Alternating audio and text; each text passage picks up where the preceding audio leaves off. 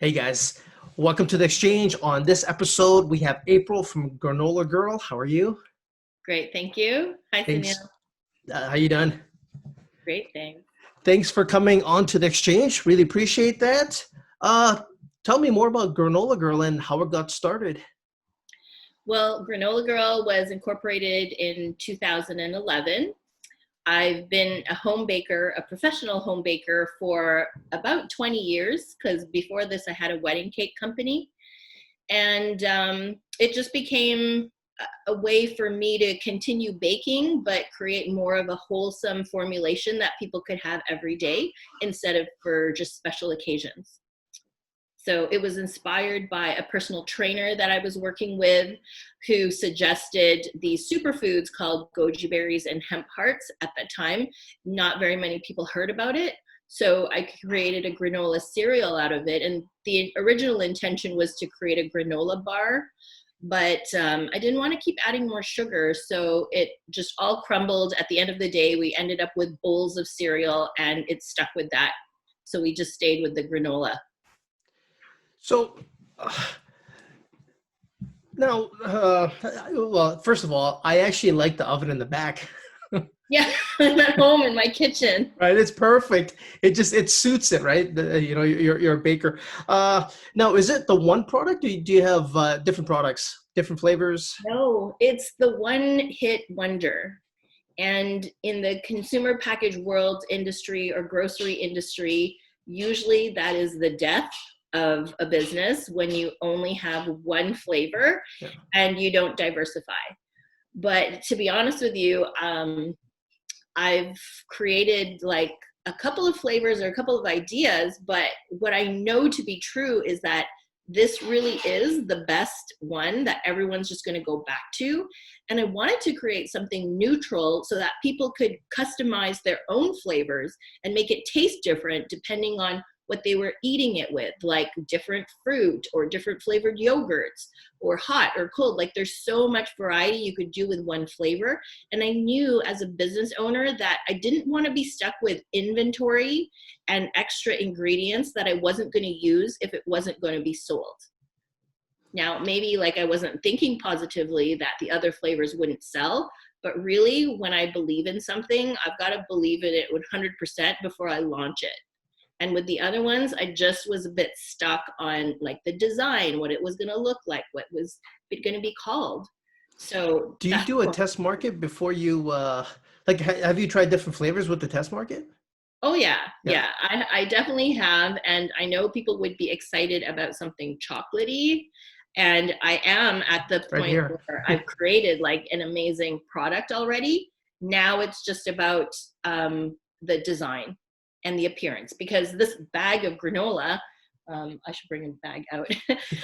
Like it's everything. It's the brand. It's what it represents. It's the pink. It's like just aesthetically um, visually pleasing to the eye, and it tastes great. So I guess in my mind, if I haven't perfected the second one and not ready to launch it, I don't know, that might just be holding me back. But a lot of people said just go for it.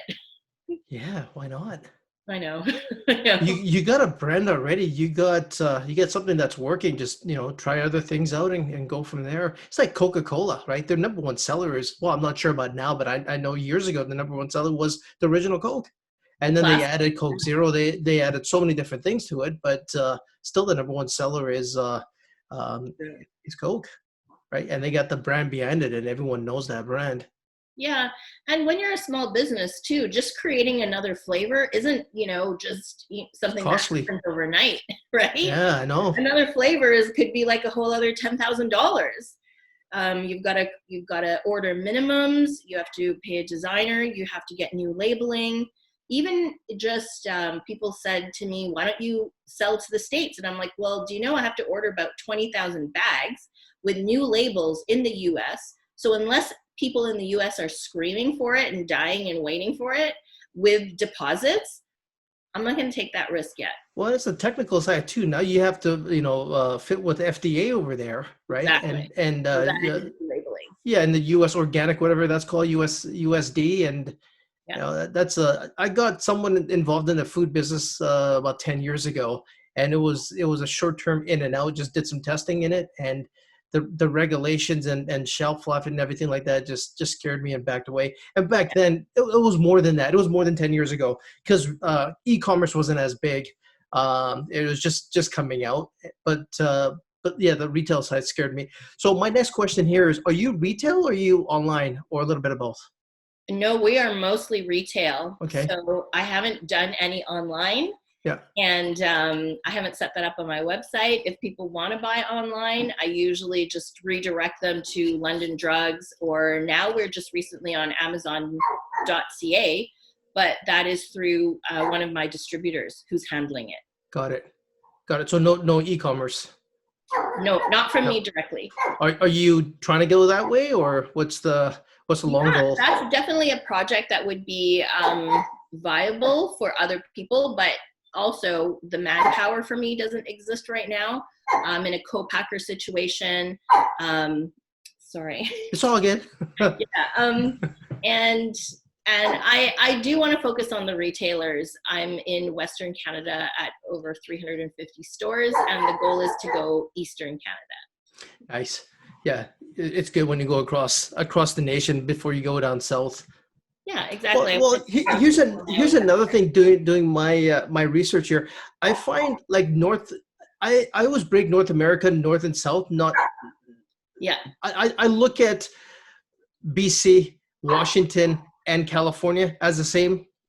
Portland, Yeah. Oregon, I do, but not the rest of Oregon, right? And I think we have more in common with them than we do with Toronto and with Montreal. And I think New York and uh, areas in the East Coast have more in common there, right? I think our health is more in line with the West Coast. So I think You're absolutely right. launching that down south.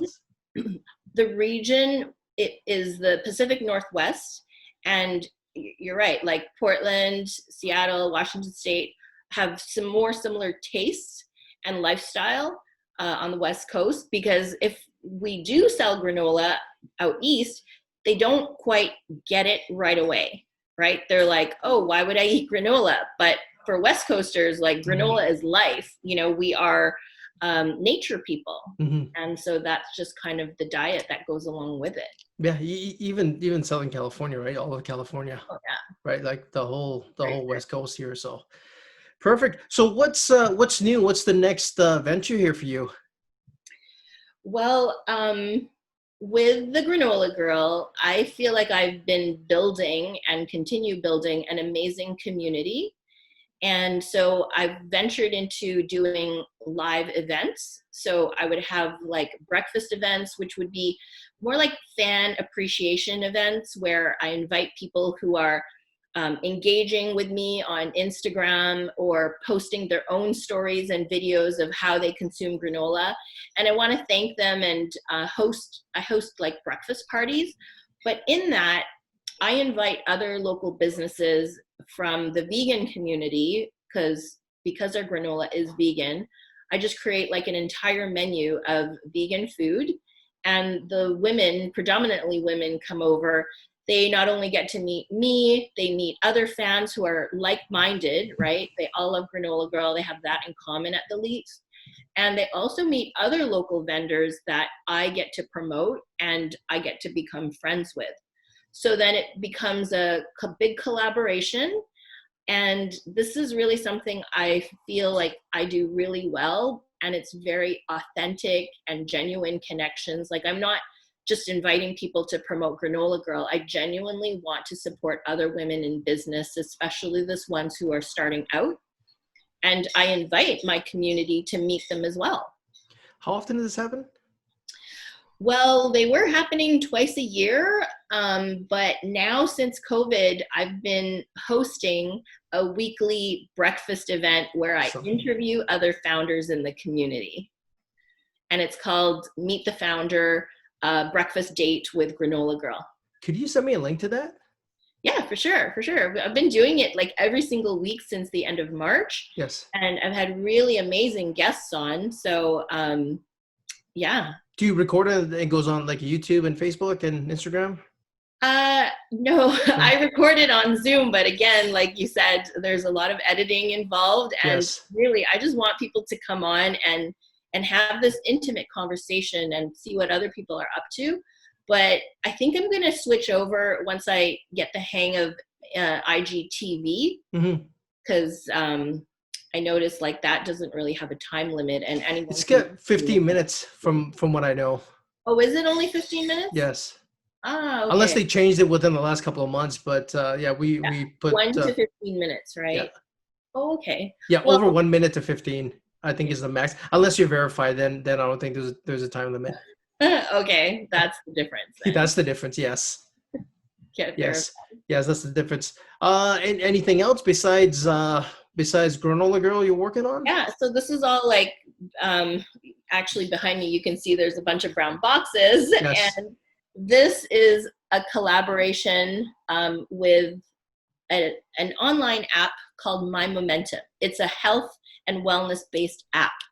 And My Momentum has an amazing community. And as you can tell, it's like very active, very community based. And they have a beautiful community where they present fitness events to introduce people to new instructors, new studios in the city of Vancouver. So with them, we created this thing called the M Box. And I reach out to my peers in the food industry, all local, who sell to us wholesale, a combination of selling and donating products so that we can create these boxes that have like over $80 worth of product, but we sell them for $40. And we're the only box that I know of locally that is selling out like just as we launch it. Because once we did this in April, the response was amazing and word got out that you're getting so much value. But not only that, you are supporting local businesses and you're getting to have kind of this experience with other products you might not have heard of before. So of course, Girl is going to be in there, and people might know that, but they might not have heard of Hidden Garden Cookies or Tribe ACV or Galloway's, hazelnut cake mix.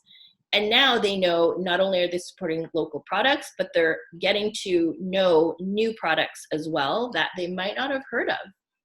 And I can honestly say, like, it's a pleasure for me to meet the owners in person. Like, someone just dropped off the cans of Tribe ACV soda, and they're dropping it off to my front porch. We're all safe, keeping a safe distance. I see them in the window, say hi. We have a conversation through my little window. And it's a way for me to just continuously engage with my community and also the customers out there who support us. How do we get one of those boxes? How Yeah, do I okay. buy? I How do gotta I buy send one you of those? soon, because honestly, we're now increasing it to 60 boxes, and there's already 50 people on the wait list. So it becomes this like, I gotta get on the list, right? And we're just selling out. So yeah, I'll get you on the list, and then Yeah, I'll be able to deliver it to you too, because I'm the delivery driver. I'll pick it up. I'll definitely take a few, and then we'll just give it away on our side. Yeah, so what I wanted to mention about that is why half of the items are donated is that we're able to purchase these at better than wholesale pricing. That's why the costs are low when you buy the box. But also, for every 5 boxes that we sell, we've got 1 box to donate. And we started doing it with the frontline workers. We were donating these amazing care packages to hospitals like St. Paul's, VGH. We were delivering them to senior care home facilities for the staff. And for the month of May, I got pretty specific because it was Mother's Day, so we had a Mother's Day theme. I was looking for single mothers who were also healthcare workers, because it's like, I know the challenges of being a mom, being self-employed, and being at home. And on top of that, they had their kids at home. So it's like, these moms deserve some self-love, right? So let's find them. The community nominated them, people that they knew, and they were able to gift it. So for the month of June, by the time this comes out, I'm looking for single dads who are healthcare workers. And they get to have this beautiful box of like amazing products so that they might not have to go grocery shopping for one day and give themselves a break. That's really good. That's really So good. Yeah, if we can help in any way, just let me know. I'll definitely want to pick some boxes up from you whenever we can, and okay, we'll thanks, just give them Sunil. out on our platform here. Yeah, you can Uh, do a contest or a raffle. yeah, no, for sure, for sure. We'll figure something out. That's a good one. So our the Exchange podcast, we have a lot of young entrepreneurs, and well, entrepreneurs that's been in business for many years as well. Any advice to them when they're starting off a new product company like yours? Well, not like yours, but it can be Well, anything. first of all, there are a lot of people who come to me for advice or mentorship or consulting about getting into the food industry. And right off the bat, and I think my colleagues would agree with me, is like, this is not the easiest industry to get into. It's very male dominated. There's so much going on behind the scenes that I was unaware of that I had to learn, like logistics and distributors and brokers and margins and all things like that. And at the end of the day, the margins that we get as the owners and manufacturers is like so small, we wonder why we're doing it. So right off the bat, I'd be like, don't do it. Don't do it. Don't do it until it consumes you to the point that you can't not do it. You know what I mean? Like, even though people are telling you, no, don't do this, it's really tough. Why would you want to get into it? There's something in your heart that really is telling you, I don't care what everyone says. I got to do it. And even if I did it and I failed, at least I know I gave my best. At least I can say I've tried, I've experienced it, and now I know for sure, and I can move on. Money is secondary in this kind of stuff. It's more the Oh, yeah. purpose. It's more Passion. it's more the purpose and the passion behind it and the why, right? Like this is something like my grandma started years ago, and I want to keep her name going, right? So, And there's no stopping them, regardless what they're making. yeah. So for me, I know like Granola Girl isn't creating like a gold mine, right? But what I know, the reason and the why I created it is for connection. It was to meet other amazing, inspiring, creative entrepreneurs that I never, never, never would have met had I not had this business. It's opened so many doors for me, created like really amazing friendships, and just, finding your tribe, right? Like people who just get it, who are all doing it for the passion, for the purpose. And they've made more money in their corporate jobs, but they're happier creating like a small craft drink or cookie than they were being a lawyer, for example. Hmm. It comes down So to happiness it there. is not about the money for sure. Exactly. Yeah. So tell me more about mentorship. Is this a business of yours, or is this something that you just kind of enjoy doing? Well, it started off very organically, where I was invited to organizations like Minerva or Young Women in Business, or invited to a lot of UBC lectures on marketing to talk about my product. And then I would take on interns. And once that I became introduced to this whole generation, the 20 something year olds who are Gen Z, I really, really loved their energy, their enthusiasm, their passion, and curiosity for what it was like to be in my shoes. But also as a female, like how to balance it with like having a family. I have 3 teenagers, running a business, running a household, and they were really curious about that. So I actually became certified as a life coach. I also became certified as a Discover Your Sacred Gifts guide. And what that does, it helps people who are career exploring, who are in that phase of maybe transitioning from one job to another, and seeing and getting really clear about what their sacred gifts are, because that is what I would say is the secret to a more sustainable life, a life that's more fulfilling and helps you feel more on purpose.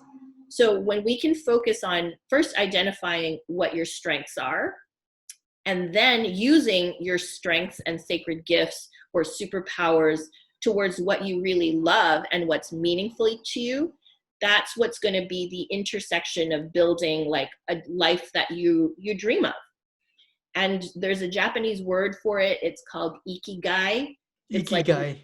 ikigai. Ikigai. Okay. It's like the intersection of doing what you're good at combined with what you love. And that's the program that I do with not just students, but also millennials are at that point where they're like just going from job to job, right? And they're like, I want to find a job where I can make a lot of impact, that's meaningful to me, that contributes to the world, like in a bigger way. And really, it's all starts with, well, what's first meaningful to you? And then let's do this matchmaking service of finding this ideal job that aligns with what your personal values and goals are. And that's how you're going to be able to stick to it. Biggest part of my job is the mentorship side. Yeah. Either internal staff or clients and associates that I deal with, and I think probably 50% of my day is spent mentoring, which I don't know I even do. Is just communication going back and forth, and honestly, you actually touched on this. I know a lot of people that love their business, but they hate it at the same time. And it always come down to one thing: they're doing stuff that they do not like, Yeah. just to save a couple of bucks. It would make more sense for them to even hire or contract that stuff that they don't like to somebody that likes it, take Mm-hmm. less of the money, right? And Be have more, happier. yeah, be happier. But here's another thing, right? So being happy is always the number one. Another thing you can do is that time that you're actually saving by not doing that stuff and delegating it, you can actually spend more time doing the things that you like to generate more, Yeah. That right? make you more money. Yeah, exactly. And you're giving the opportunity to someone who actually loves doing it to Hmm. make money in doing what you don't like doing. Cleaning the house, hate it, Yeah. hate it. Why would And I there are spend two people hours out a day there doing it, who love it. right? And some people love it. It's just stress relief. Yeah. Yeah. They can get into like a meditative state. That's why I never judge the people who are doing the jobs that we wouldn't do, because they, I mean, I don't want to say they don't have a choice, but maybe they choose that job because they don't have to deal with people, right? We're talking about the cleaners or, the people who pick up our organics and garbage and stuff, but maybe for them, it's like, well, I don't have to deal with people, just like people who work with animals, right? They choose to do that because they love it. Mm-hmm. Whereas if we had to, I don't know, teach our kids to swim or ride a bike, I thought as a parent I could do that, but it was so frustrating. So I'm like, let's just pay people who actually enjoy teaching our kids to do those things. Even like this, the like before we even started recording this podcast, we were talking about writing. Yeah. None of us, like me and you, between us two, like we don't like it. That's something that I cannot, I can't, Yeah. I can't even. I have a hard time reading. I fail grade 2. Oh no. I'm happy. I'm happy with it, right? Because failure is actually key to my success. But like, still, I probably, if I go back to school, they'll probably tell me I read like a fifth grader, and I'm happy with that. I Mhm. don't. That's okay. I'm okay with that. I got Siri, I got Google around me to answer a lot of things. Well, look at how many people who would be like deathly afraid to have this online interview or be in front of a camera. Not Yeah, everyone's great at that. no, I'm good at communicating, so I just do the stuff that I like to do. Everything else gets delegated, and or stuck it out to a point where I can hire somebody else to do it and move on to the next step. So the question is, or identifying when things are a struggle for you, just ask yourself, like, I don't enjoy doing this. Let's hand it off to someone who does.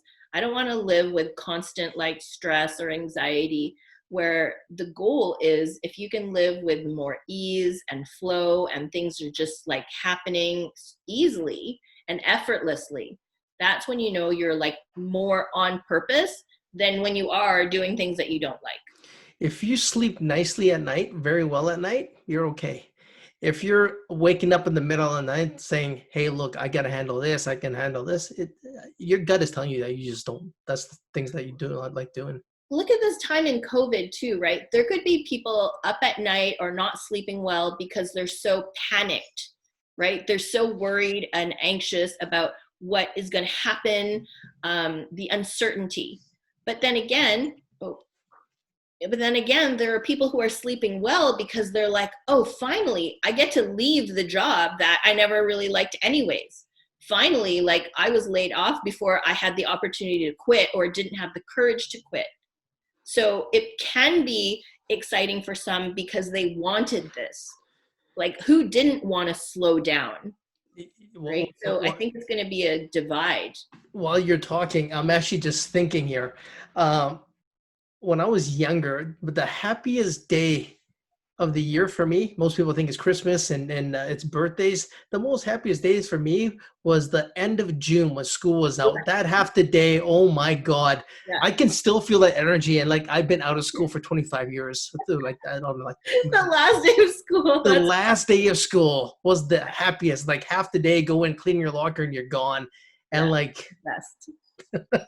And I could probably say that for my kids too, because I mean, having to get up, have breakfast, get dressed in your uniform, walk to school, which is only 12 minutes. There are some kids who are commuting to school that could take an hour, but they're like rolling out of bed, turning on their screen, being present for the class.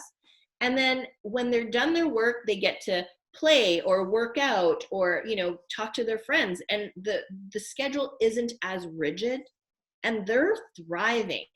Like I've seen my son work harder, work longer, and work more when classes were moved online, and he has the freedom to go ride his bike to unwind between classes or do a workout in the home. So I think this is really teaching us a new way of how things can be run, especially in finances. Like how many people can let go of the offices they never needed because people can work from home? Like for some, for sure, it's going to be easier to go to the office if they have young kids. But, like I heard this guy outside having a meeting while he was walking his dog. Yeah.